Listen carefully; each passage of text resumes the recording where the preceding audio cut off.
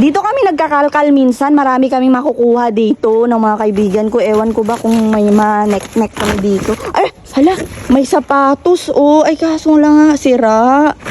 Dami kami makuha dito ba minsan. Ay, hala, merong drawer. Tapon lang din. Marami dito tinatapon minsan, te. Oo. May mga luggage din. Kasi dito kasi, ayan mga bahay-bahay yan dyan. Dito nila tinatapon yung mga basura nila. So nga lang ngayon parang wala. Ganda pa sana to.